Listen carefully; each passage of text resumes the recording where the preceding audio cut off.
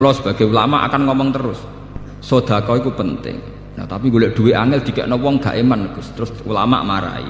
Yang kamu kasihkan orang itu yang abadi, karena nanti kamu panen di akhirat. Nggih, kamu panen apa?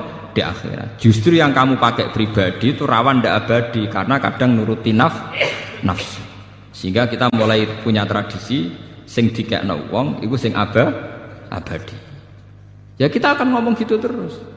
Jangan sampai rumus sedekah ini kalah dengan rumus nggoleki duit angel kok diajar kon ngekeki wong. Karena yang ngomong gini tuh ngomong terus, wong medhit tuh ngomong terus. Lah jangan-jangan ulama kalah, ulamanya juga harus ngomong sing mbok kekno wong dadi sangum ning akhirat. Jangan sampai sing medhit kampanye golek duit angel-angel dikekno wong meracuni ulama, sementara ulama ra iso mempengaruhi pikirane wong medhit.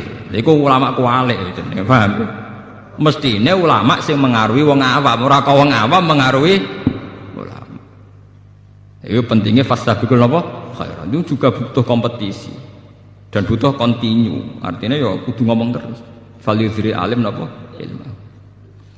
Kula nu seneng Gus Dur itu bukan karena saya kultus boten. Saya itu dalam banyak hal ya tidak cocok dengan Gus Dur.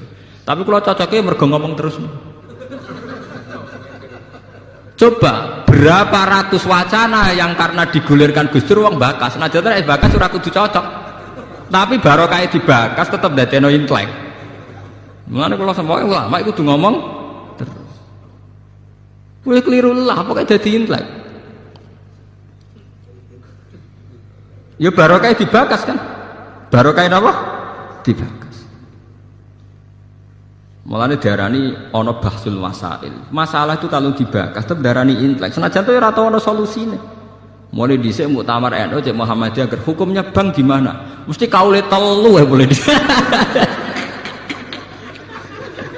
Sing sitoke bebas tekas haram. Sing loro awur-awuran halal.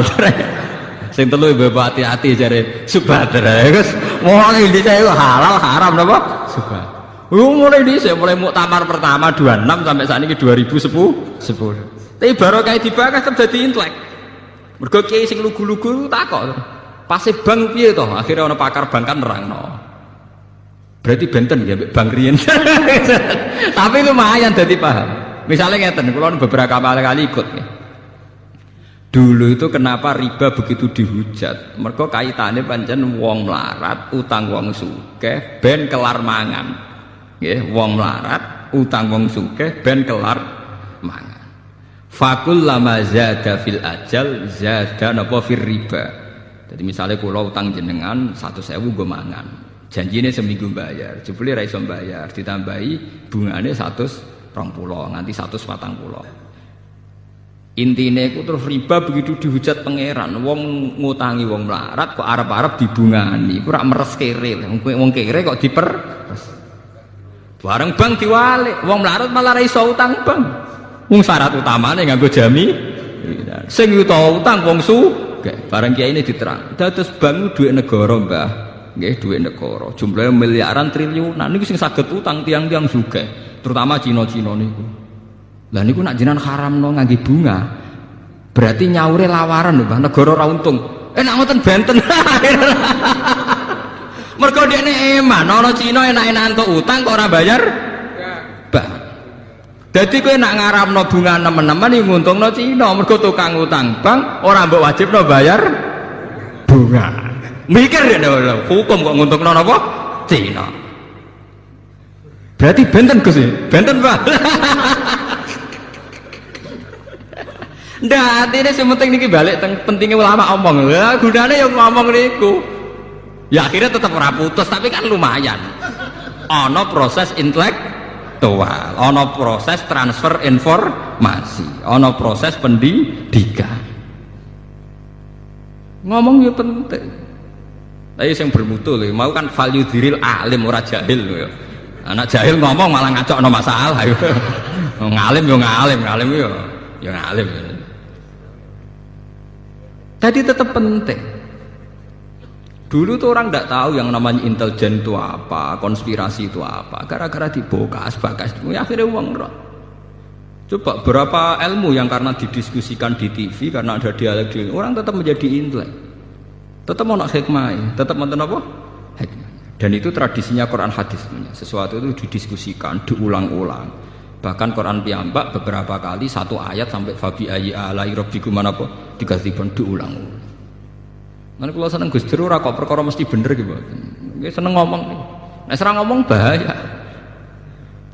Karena itu tadi bagian dari memantik diskusi. Memicu napa? Diskusi. Sampeyan ndak harus setuju. Misalnya beliau dukung Ahmadiyah, aku tuh setuju. Sampai nanti nopo Ahmadiyah. Tapi cara bahasa Gus Dur dalam istilah hukum hak asasi manusia, dia ini selera dukung Ahmadiyah, dukung hak asasi manusia, repot, orang sambung dah. Cek sambung, cek orang sambung, makanya dibagas-bagas dari roh. Akhirnya Kiai NU tahu, oh Ahmadiyah itu ono atau jebule. Kesauri-uripe dia ini Kiai RT ra tahu krungu makhluk jenenge Ahmadiyah. Bareng krungu langsung anti, bareng anti, lho bah kok jenengan anti. Wah Ahmadiyah pokoknya sesat ngene-ngene. Lah wonten napa? Ono jarene TV ono. Ada dene dhewe ra tau roh. Ya barokah diskusi. Sekarang itu masalah riba diperdebatkan karena ada nilai intrinsik, nilai normal yang rusak. Misalnya begini, kalau sering diskusi fikih misalnya begini. Mbah nak riba itu haram total dengan makna bunga itu ya repot. Masalahnya ada nilai bunga yang setara dengan nilai murni. Misalnya begini, tahun 70 jenengan diutang 1.000 rupiah, 2006 disaur 1.000 rupiah ya selangit mbek bumi. Tahun 70 wong iso ngutangi 1.000 rupiah iku adol pitik jago. Saiki 1.000 rupiah iku rantuk pangane pitik jago. Kula menangi tahun 84 niku keluarga kula kaji niku jek adol sapi loro. Padahal kajine mau 6 juta. Saiki kaji 30 juta mau butuh adol sapi telu sapi papat. Zaman tahun 84 tuh wong adol sapi 6 untuk kaji sapi 6 sampai 10. Saiki 30 juta mau butuh adol sapi papat. Artinya apa? Nilai uang tuh gak terkendali. Mulane cara wong desa-desa, Gus kaji saiki luwih murah timbang dhisik. Ibu kula cerita zaman mbah kula haji niku entek sapi nganti 16. Terus era pesawat entek sapi 6 sampai 7. Sakniki 30 juta mau entek sapi pinten sekawan. Artinya misalnya uang tahun 80 diutang 7 juta. Sekarang 2010 kon nyaur 7 juta. Itu ya tetap ndak adil. Nggih, tetap napa? Tidak adil. Mbok ya pakai krus dan krus ini diakui oleh Islam. Gini ku kalau dalam masalah begitu disuruh pakai krus emas. Jadi uang 20 juta atau 2 juta itu saat itu mendapat emas berapa gram? Di krus nggak gini apa? Emas. Nah sekarang kalau 2010 ya emas itu berapa? Sebab itu dalam ekonomi Islam, dalam fikih-fikih, fulus itu tidak pernah dihitung sebagai mata uang. Wa in rojat rawajan nukut, meskipun berlaku kayak uang emas. Sing dihitung tetap apa? Emas. Dan ternyata di bank-bank dunia sampai sekarang yang dihitung juga krus nopo emas. Lah coba dalam masalah kayak gini terus kamu samakan dengan riba dengan arti bunga ini kan beda sekali.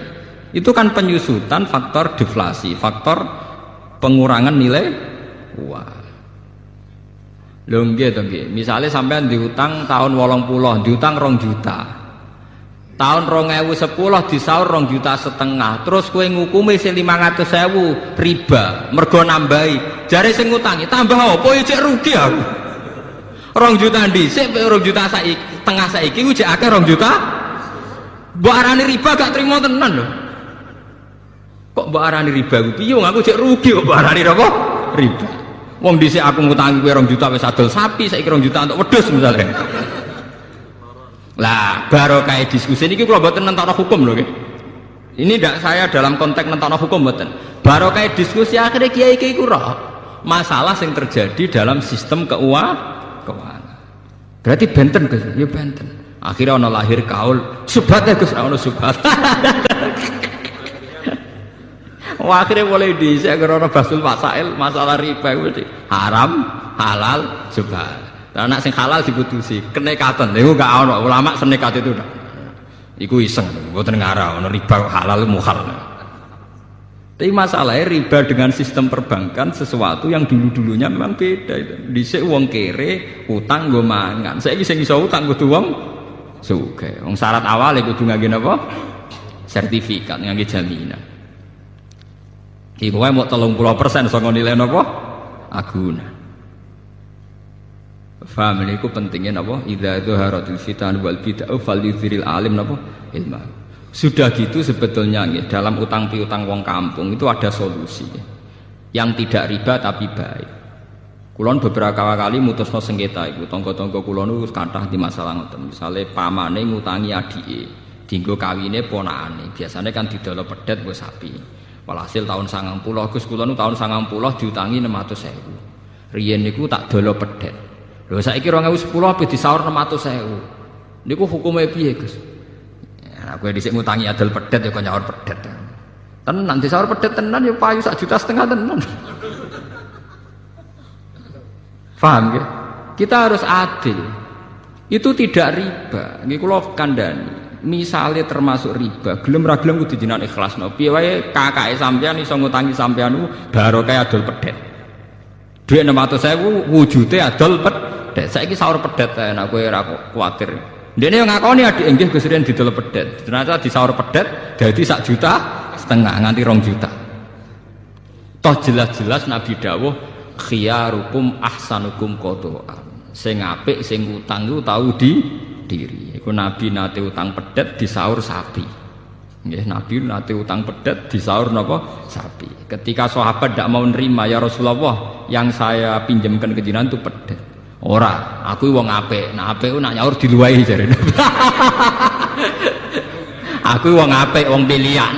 Nek wong pilihan ku ning dinggon ya ngluwahi. Terus ana dawuh khiyarukum ahsanukum qada'an. Dadi kowe nak ngaramno riba nemen-nemen niku mendukung gerakan medhit. Nggih catet nggih. Kowe ngaramno riba gerakno pasukan medhit, nguntungno Cina sing gawa dhuwit negara. Dadi cara bahasa kasare ngeten, umat Islam ngringano bebane Cina. Mergo nak utang bank ra usah bayar bunga. Gelem kowe nguntungno. Mikir ya bolak-balik barokah diskusi. Berarti kalau munamuni bank haram ya rada keliru Gus. Sebelum sing untung Cina. Lah masane jenengan sing untung sinten nanti. Ya barokah napa? Diskusi. Makanya kalau nyuwun jamaah teng mriki napa sinten mawon. Orang itu harus jangan merasa pinter sendiri, harus mau berwacana, berdiskusi. Ojo sinau dhewe ning kuwamar pepeh kitabe kuno baleni kuno terus rasa paling bener mergo sakral. Pamane nak lampune ublik terus kok sakral-sakral dhewe.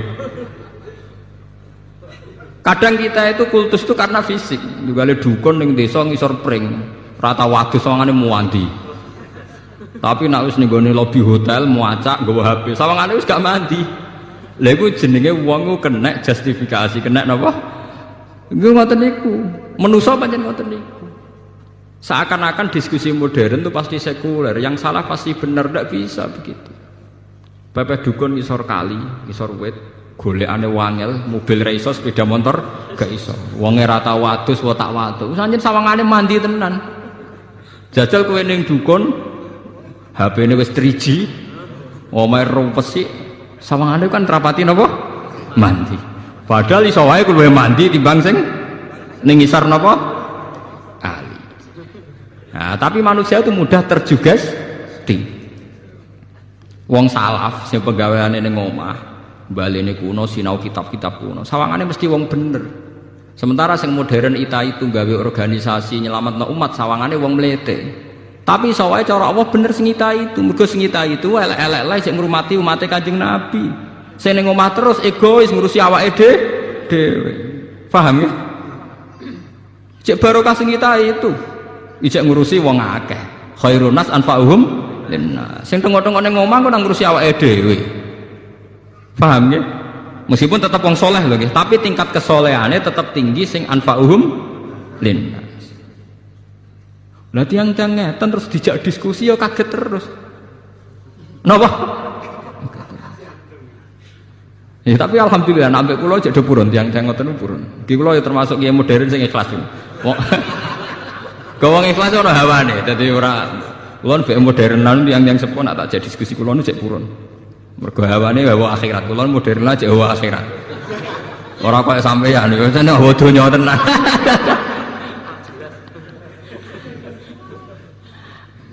Paham ya? Jangan makanya nggih. Tenggene Quran istilah-istilah riba itu mesti ekstrim karena dulu konteksnya itu begitu. Tapi sekarang masalah riba, masalah bunga macam-macam wis konteksnya luas. Kita tidak akan mengatakan riba itu halal, tidak akan mengatakan riba itu halal ya tidak akan. Tapi kita tetap bilang konteksnya apa dalam masalah apa. Sehingga kita kalau ada bahsul masalah harus detail. Riba yang kayak apa? Paham ya? Riba yang kayak apa? Wong kalau kita ngaji kitab-kitab fikih besar tuh riba sampai telu sampai papat bagiannya sampai pitu. Nak neng matan wis telu iku sarai iso dadi 6. Sarai-sarai iso dadi pitu. Padahal ning matane judule wa aksamu riba salah satu nih salamat. Nak matan wis telu. Iku sarai iso 8. 8 sarai-sarai iso 10. Bisa ditebak nggih secara intelektual, nalar intelektual saged napa? Ditebak. Mun kula baleni malih. Ma anzalna 'alaikal qur'ana litasqa illa tazkiratal liman yakhsha. Tanzilam mimman khalaqal arda was samawati wal. Terus mriki wonten masalah napa nggih? Masalah teologi Islam Ar-Rahmanu 'alal arsis tawa. Ngeten kula terangaken. Dalam ayat-ayat yang zahirnya itu ada pensifatan Allah sing mirip dengan makhluk. Misalnya ada ayat ya duwahi fawqa napa? Aidihim. Tangane Allah itu luwih kuat timbang tangane makhluk. Ana ayat Allah itu lungguh bersinggasana duduk bersinggasana ning atas singgasana kerajaan Ar-Rahmanu 'alal arsis tawa. Nabi Musa didhawuhi pangeran walitus na'a ala aini. Sa kowe tak ingeti mripatku terus jare pangeran sa kowe tak ingeti mripatku terus. Ayat-ayat yang kayak ini yang secara zahir ada kemiripan Allah dengan makhluk niku dalam teologi Islam disebut ayat mutasyabihat. Ayat-ayat sing zahire Allah serupa kalian apa makhluk. Padahal jelas-jelas aturan pokok dalam mensifati Allah niku jelas-jelas laisa kamislihi napa syai'un. Allah ndak ada samanya. Atau dalam istilah populer Allah mesti mukhalafatul lil hawadisi. Nak tengene surat Ikhlas istilahnya walam yakul lahu kufuwan ahad. Allah tidak ada sing ngembari. Lah akhirnya ulama itu ya mau butuhe ra kembar. Akhirnya ana loro meneh, iki diskusi meneh. Jare ulama salaf takoki. Imam Ahmad ditakoki Imam Malik. Apa Allah di tangan yo duwe wong dawuh Allah ya duwe faqon apa aitihim. Ra koyok kita ya ora koyok tangan. Jawa di mripat ya duwe, ra koyok kita ya ora koyok mripatan. Allah lungguh ning singgasana iya ya lungguh, ya ora koyok lungguh. Lah ulama kholaf luwe intelek. Asline ora pati paham tapi pokoke sawangane intelek. Dadi ya duwai fauqa aidihim, kinayatun anil qudrah was sultanah. Maksudnya ora tangan tapi kekuasaan. Iku bahasa persemon, kinayah mbok majas cara Jawa. Jadi maknanya tangane Allah, maknanya kekuasaane Allah. Paham nggih? Lah nek sakniki wonten ayat Allah duduk di singgasana kerajaan, maknanya bertahta. Tunggale misalnya raja baru diangkat kan dikatakan raja bertahta, duduk di atas singgasana. Padahal pas dibenem mbek ngadeg lho. Raja itu saat dinobatkan jadi raja mbek lungguh ta mbek ngadeg. Tapi istilahnya duduk di atas singgasana, maknanya bertahta. Iku jenenge takwil. Nggih, jenenge napa? Takwil. Lah nek Allah disebut Allah kagungan mripat, maknane kagungan penglihatan. Meskipun tidak mripat sing lahu hadaqatun sing kados kita duwe teleng, duwe retina, duwe bola mata dan sebagainya. Intinya dua ulama ini sepakat pokoknya tetap harus mukhalafatul hawadisi, bahwa Allah itu tidak kayak kita. Nggih.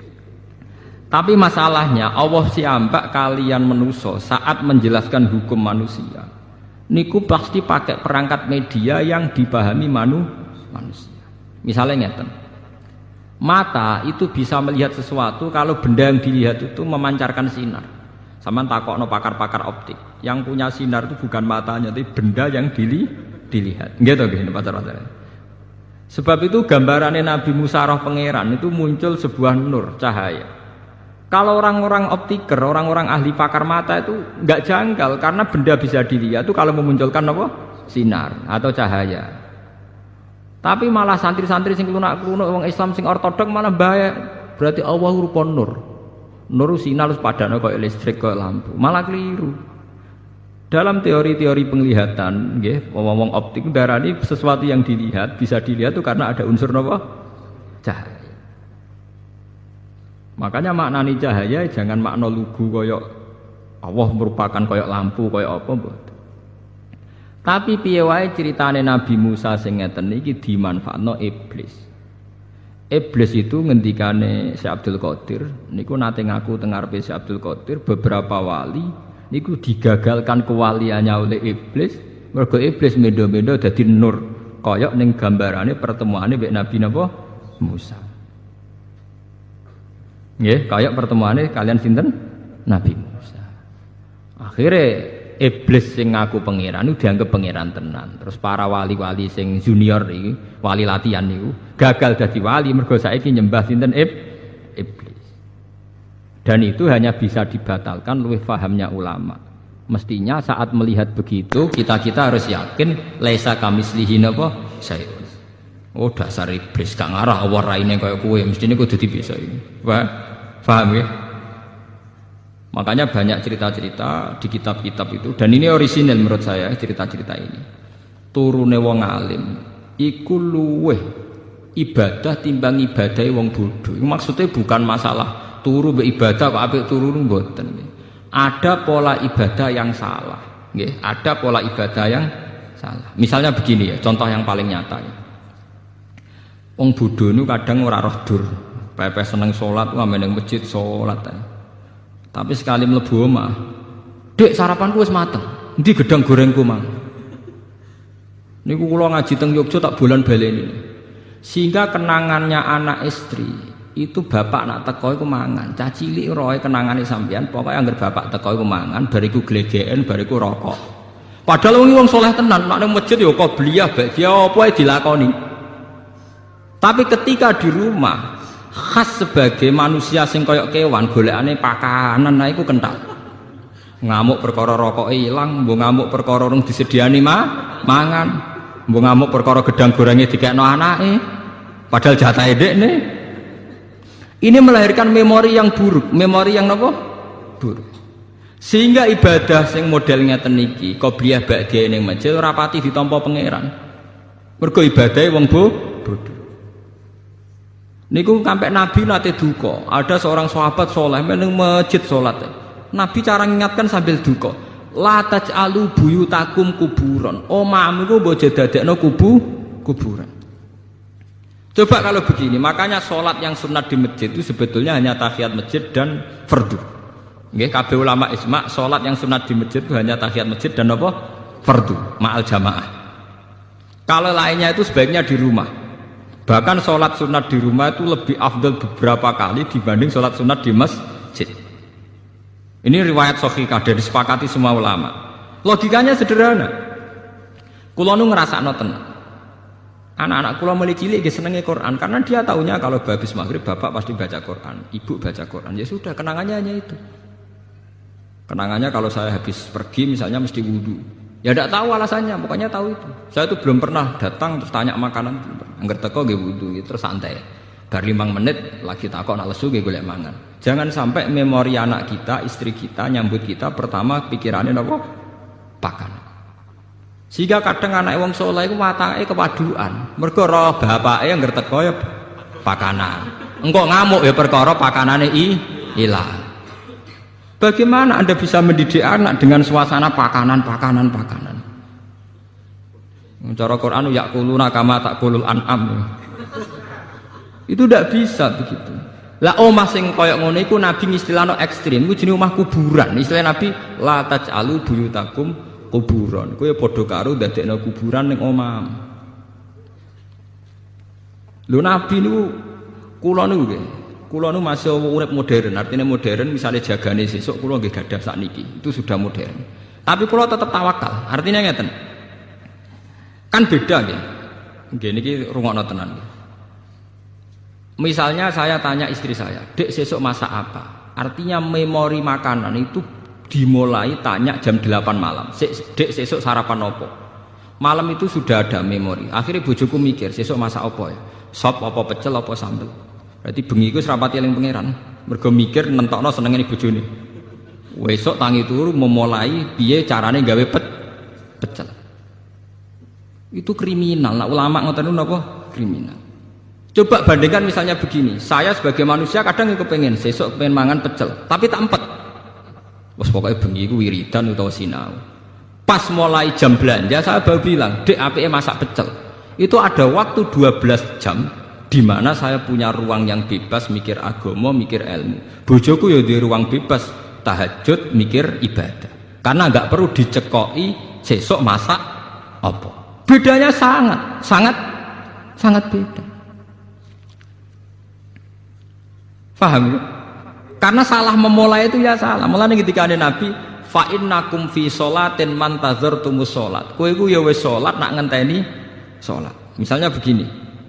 Jam 11, kowe wis ketok adus. Anak mesti kenangane, bapak anggere jam 11 adus persiapan ning masjid.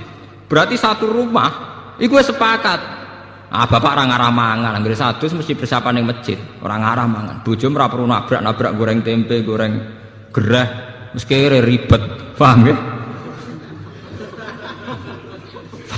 Lho niki penting, kadang kita wis melarat ribet.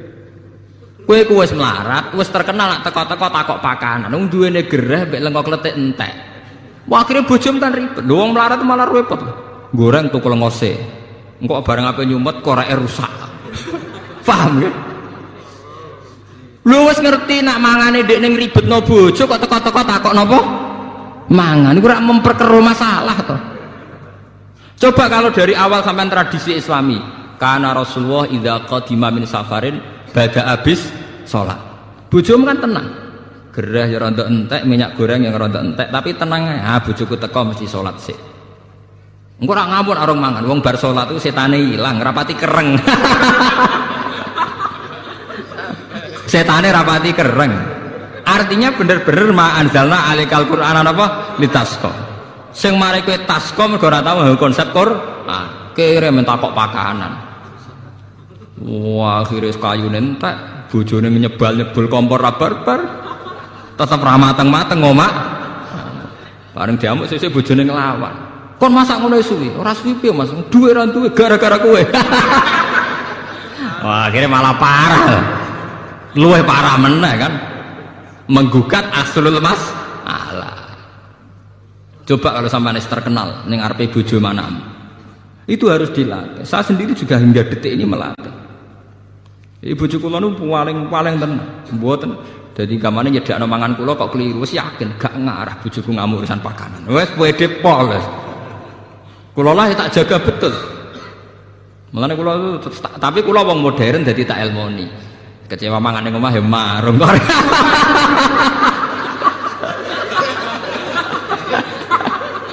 Kok repot. Tapi yang penting kan menjaga harmonisasi keluarga.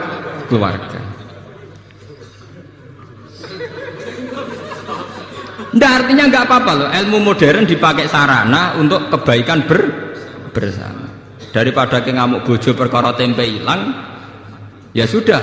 Kau sholat, ngono ana sing kurang, ya tuku bar selesai. Toh kowe tuku ning warung ya bagian ibadah. Wong kuwi warung ya niate kerja. Kowe nyenengno wong kerja. Allah yang seneng.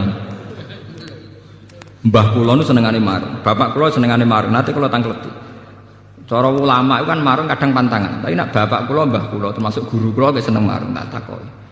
Wong gawe warung iku apik-apike wong. Artinya ndekne melawan cara mendapat rezeki secara jalan pintas. Mulane Kanjeng Nabi itu menghormati betul wong kerja. Ketika Nabi ditanya ibadah terbaik itu apa? Jawab Nabi amalur rajul biyadihi. Orang bikin warung itu artinya melawan mencari rezeki lewat prostitusi. Orang bikin toko itu artinya melawan mencari rezeki lewat maling dan lewat jalan pintas.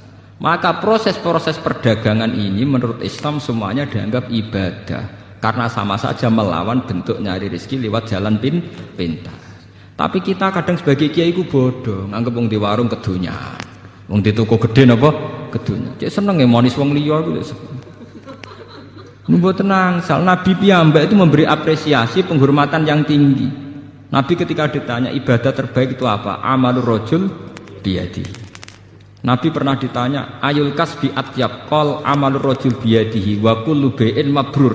Semua perdagangan itu ibadah. Kula nate teng pertemuan niki awal-awal cerita, kenapa semua perdagangan ibadah? Wong melarat dikei kadang isin, mergo merasa tidak memberi apa-apa. Tapi nak sampean duwe dhuwit 100 juta, terus mergawe, niku tetep barokah. Rezekine nyiprat ning supir ya barokah. Ning gone tengkulak nggih napa? Barokah. Ning karyawan nggih napa? Barokah. Engko nek kowe mblegedu duwe satpam ya barokah bagi keluarga napa? Satpam. Sehingga Nabi itu penghormatannya itu tinggi sampai dimasukkan yang terbaik dari kalian itu yang melakukan tijarah, perdagangan secara baik. Karena akan melahirkan sistem ekonomi, sistem ketahanan napa? Kehidupan. Jadi kadang-kadang kita jadi kiai ku latah, angger mergawe dianggap napa kedunya. Lantar kula nu anggere esuk nganti sakniki teng pasar. Kula tunjukno bahwa ndak keliru orang menganggap kiai ning pasar ku elek. Kula anggere esuk ning pasar jajan. Angger kepen apa ya tuku, seneng tuku mangreng, gampang. Bojo ora kangelan aku ya seneng selesai. Kadang didramatisir, wong wedok nak masak sing lanang ora mangan niku tersinggung ngene. Lah mari sing lanang ya tersinggung, sing wedok tersinggung. Ngono perkara mangane kok tersinggung. Tersinggung krana pangeran ya kenek to. Tersinggung ya perkara gedangku, gedang. Faham ya, kalau baleni malih. Kenapa ibadahnya orang bodoh itu kadang dianggap salah? Karena kadang begitu itu tadi kejadiannya. Orang menghabiskan suasana religius di masjid, di rumah sama sekali nggak kebagian. Sehingga teko masjid, ijek nganggo serban, klambine cek takwa. Ndi Bu mangane? Wis ngerti aku teko mangan ra disiapno. Klambine takwa omongane kok setan. Paham ya? Tempe hilang ngamuk, bareng sajadah hilang ra ngamuk. Artinya yang terkait agama ora tersinggung, tapi nak terkait weteng napa? Tersinggung. Paham ya? Ini contoh ya betapa kadang ibadah wong bodoh dianggap parah karena kadang ya begini nih kejadiannya. Begitu juga adat Jawa. Adat Jawa jare nek ana tamu sing ramah mbek tangga sing ramah. Akhirnya ambek tuamu ramah, simpol pitik sugono tamu. Sayap di sugono tamu, anaknya pemek sidik, goblok, gue tamu. Artinya apa? Api edintek none wong liya, anaknya mau keduman sifat elek. Nak kula boten cocok. Kula ditamu nggih tak hormat, anak nggih tak hormat. Nak ning Jawa walian, misalnya kula dadi kiai atau dadi bos atau dadi wong lanang, cepet edek masak, iku ana tamu, goblok tamu wis lak mulai nang mateng. Kowe kok ngekeki mangan tamu iku umpama untuk ganjaran. Iku mbok akeh ndi mbek dosane kenyentaki bojo. Paham? Misalnya ke kiai sekejadiane ngoten, kiai kadang nyentaki santri. Nek mergo kon kesusu hormat tamu. Umpama hormat tamu iku ibadah, tapi ambek ngomak ngamuke iku mbok akeh ndi dosane, paham? Lah ini namanya kebaikan sing dientek-entekno. Ambek tamu alus tok. Gamane tamu untuk ndoket tok, sing dikongkon untuk ri tok. Lha iku ora oleh cara Islam, kudu seimbang. Tunggale mau ning masjid untuk sholat fardu, untuk qobliyah, untuk ba'diyah, untuk deresan Quran. Bareng tok omah, bakasane gedang goreng, njuk kopi, njuk teh. Dadi omahe tersinggung. Cara tanah sing ning omah napa dadi ya cah amen bakas gedang goreng wek. Makanya Nabi dawuh kesunatane sholat itu gonta-ganti nggon. Ngendikane Nabi, perbanyaklah tempat-tempat sujud. Dengan demikian saksi kamu nanti di akhirat banyak. Sehingga kalau kamu sujud di masjid, masjid bersaksi kalau kamu bersujud. Nanti di rumah, ruang tamu sujud, ruang tamu kamu ya bersaksi bahwa saya pernah dipakai sujud. Di kamar kamu juga sujud, kamar kamu bersaksi bahwa saya pernah dipakai sujud. Nah ini pentingnya ngawang alim. Maksudnya ini kalau cerita kenapa kadang ibadah yang bodoh dianggap salah. Orang kok salah ibadah boten, kadang ora roh dur, paham ya, ora roh napa? Dur. Ngoten Mas. Mboten nek ibadahnya nggih apik wong ibadah. Tapi akibat dari salah kaprah ini melahirkan tradisi sing jomplang. Hormat tamu berlebihan ning jero sentak-sentak. Ning masjid religius kok malaikat sekali do omah koyok setan. Lah itu yang dianteni Nabi itu enggak boleh. Sampai Nabi ngislano la taj'alu buyutakum napa kuburan. Omah iku aja dadekno napa kuburan. Nah, kalau kita sudah bisa begitu, pasti ma anzalna alikal qur'ana napa litas. Lane sakniki dilatih nggih. Kula pun ngatih pada diri saya. Misalnya sampean pengen masak sesuk apa? Jangan bicarakan malam ini, nunggu sampai besok. Itu Nabi detek. Nabi itu luar biasa. Mulane kula percaya tenan Nabi Muhammad nabi, percaya tenan. Detek. Lho Nabi niku mboten nate tangkret sesuk ana sarapan ta ora? Sehingga sampai menjadi hukum fikih poso sunat itu ora perlu niat dinepno. Nggih, poso sunat itu ora perlu nginepno napa? Niat. Kejadiannya sederhana. Logikanya gampang. Dalile niku Kanjeng Nabi anggere esuk lagi takok. Cara mriki nggih 6:30, wektu duha nih 6:30. Sah. Ana sarapan. Mboten enten ya Rasulullah. Jare Nabi ya enak jan. Idzan asumu. Nek ora tak pangan ya tak poso sah. Sampai jadi hukum nak poso sunat ora perlu niat. Itu tidak mungkin terjadi pada sampean karena Abu Bakar mulai maghrib sesuk ana sarapan ora wis roh. Ngoten lho. Artinya kesimpulan dari cerita itu betapa Nabi tidak bakas di malam harinya. Andai kan dibakar kan sudah tahu, paham nggih? Ngoten. Kejadian itu orang arah terulang kanggo sampean. Mesti wis roh dene. Kere ta ora sesuk wis roh. Tapi resikonya itu tinggi loh. Kalau sampean ngerti ora di dhuwit sesuk roe bengi, iku bingungnya mulai bengi. Lah nek roh kan mulai esuk lagi bingung. Kan lebih singkat, bingungnya lebih apa? Singkat. Jadi ajarannya Nabi itu yang membahagiakan, mempersingkat kebingungan. Loh, ini terapi tenan lho. Kalau ngaji tak niati jagongan, ini terapi tapi tak warai. Niki terapi. Lho kula nu dadi kiai aja perkarane ngoten. Jadi tak elmoni bisa kok di elmoni bisa.